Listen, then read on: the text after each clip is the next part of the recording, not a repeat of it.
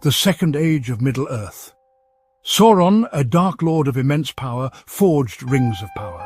He sought to control all the races of Middle-earth. Dwarves, elves and men received these rings, but Sauron forged one ring in secret. It held his power, his will to dominate. He poured his malice into it, a weapon to rule them all. The elves resisted. A great war erupted. Sauron was defeated, the One Ring lost. But evil never truly dies. It sleeps, waiting to awaken once more. Far from Mordor's shadow, the Shire basked in peace. Hobbits, small folk with a love of good food and pipeweed, knew nothing of the world's ancient evils. Bilbo Baggins, a hobbit of adventurous spirit, returned from his travels with a treasure he kept secret, a simple gold ring. Years passed. The Shire remained untouched by darkness. Bilbo grew old, his 111th birthday approaching. On that day, he would make a choice that would change the fate of Middle-earth. Gandalf the Grey, a wizard and friend to Bilbo, sensed danger. The ring was more than it seemed. He discovered its true nature, the One Ring, Sauron's weapon.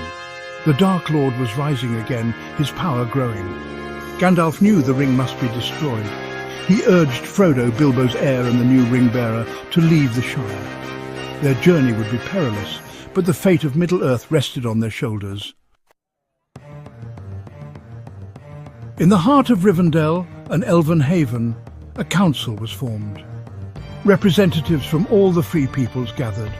Elves, dwarves and men united against a common enemy. Frodo volunteered to take the ring to Mordor. There, in the fires of Mount Doom, where it was forged, it could be destroyed. 8 companions joined him: Gandalf the Wise, Aragorn the Ranger, Legolas the Elf, Gimli the Dwarf, Boromir of Gondor, and 3 Hobbit companions, Samwise Gamgee, Merry Brandybuck and Pippin Took. The Fellowship of the Ring was formed, their quest perilous and uncertain. Their journey began.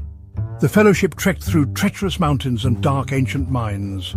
They were pursued by orcs, Sauron's cruel servants, and the Nazgul, terrifying ring-wraiths, extensions of Sauron's will. Gandalf, wise and powerful, guided them, but the ring whispered to Frodo, tempting him with its power. The weight of his burden grew heavier with each passing day. In the heart of the Forest of Lothlórien, the Fellowship found refuge. Galadriel, the Lady of the Woods, possessed wisdom and power rivaling even Sauron's. She offered counsel and gifts to aid them on their journey. But the ring's allure was strong. Even Galadriel felt its pull. Frodo offered her the ring, but she resisted. Lothlórien offered only temporary peace. The Fellowship knew they had to move on. Their true test still lay ahead. As they journeyed down the River Anduin, the ring's influence over Frodo intensified. He felt its pull, the seductive promise of power. Boromir, noble and strong, succumbed to the ring's temptation. He attempted to take it from Frodo, believing he could use it to save his people. The Fellowship was fractured, their unity broken by the ring's insidious power. At Amon Hen, the seat of seeing, Frodo sought solitude. He climbed the hill, hoping for guidance, but Sauron's eye was upon him. He launched an attack, orcs swarming the Fellowship. Boromir, repenting his actions, fought bravely to protect Merry and Pippin, but was overwhelmed. Frodo, putting on the ring to escape, witnessed Boromir's death.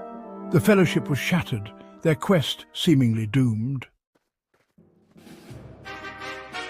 Frodo, heartbroken and alone, decided to continue to Mordor alone. Samwise Gamgee, his loyal friend, refused to leave his side. Their path led them to the Falls of Rauros, a place of great beauty and danger. Their enemies were closing in.